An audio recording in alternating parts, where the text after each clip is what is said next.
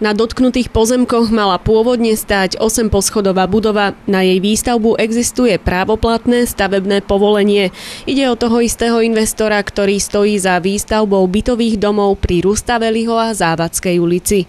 Namiesto ďalšej budovy chce po dohode so samosprávou na mieste vybudovať na vlastné náklady verejný park s detským ihriskom za 100 000 eur. Opäť toto je jeden z projektov, ktorý sme zdedili po bývalom vedení, nakoľko teda v roku 2008 bol tento projekt podpísaný, bolo mu vydané územné rozhodnutie, stavebné rozhodnutie a na tejto lokalite medzi Púchovskou a Rustaveliho malo dojsť k výstavbe celkovo 8 objektov. V roku 2013 prišli naši račianski poslanci s ideou, či by nebolo vhodné osloviť investora a skúsiť nájsť nejakú možnú redukciu tohoto projektu. Park aj s pozemkom chce po dokončení odovzdať do správy obce.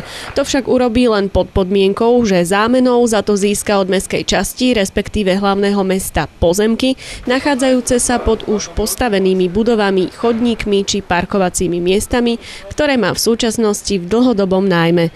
Keďže zámenu ako vlastník týchto pozemkov môže urobiť len hlavné mesto, je potrebné dotknuté pozemky zverené do správy mestskej časti vrátiť. Rozhodnúť o tom však musia poslanci. Áno, ako návrh to vyzerá celkom zaujímavo a viem, že už sa riešia rôzne aktivity, aby tá podpora v tom zastupiteľstve bola, ale ja osobne by som určite nepredbiehal niečo, čo sa tu má ešte udiať a tu sa majú ľudia k tomu vyjadriť nejakým spôsobom.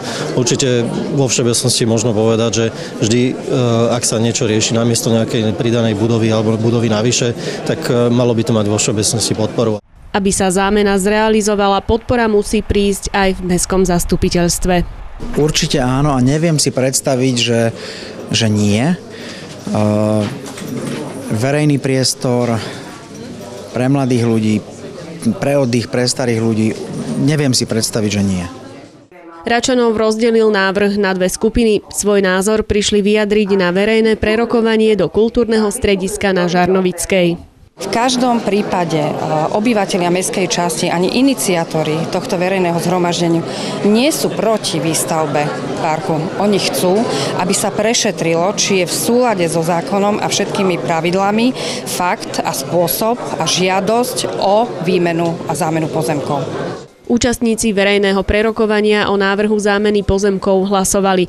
Nadpolovičná väčšina účastníkov hlasovania, ktorú tvorili prevažne obyvatelia výstavbou najviac dotknutej Závadskej ulice, bola proti zámene pozemkov, akú navrhuje investor.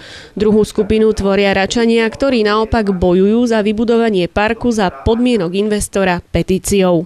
Na podporu parku vznikla aj občianska iniciatíva. Pod petíciu sa podpísalo už viac ako 600 ľudí za veľmi krátky čas. Čo v nej požadujete? Som jedným zo signatárov tejto petície, pretože ju považujem za správnu.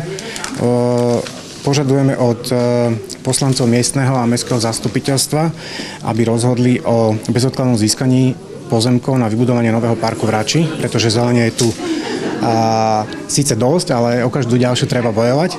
A takisto žiadame, aby peniaze na vybudovanie parku alebo jeho samotné vybudovanie v hodnote 100 000 realizoval developer. A v bode 3 žiadame od poslancov, aby hlasovali v ďalších hlasovaniach o to, aby sa o tú plochu, keďže pôjde o verejný park, starala mestská časť. Toto sú pozemky mestskej časti, že tu mohol vzniknúť park a tieto žlté sú pozemky, ktoré zámenou získal investor. Samozrejme by som uvítal, kebyže sa vybudoval park na úkor bytovky. Je to jasné. O záveroch prerokovania bude mestská časť komunikovať s developerom. Ako to celé napokon dopadne, zatiaľ nie je jasné. Vo veci navrhovanej zámeny rozhodnú poslanci miestneho zastupiteľstva.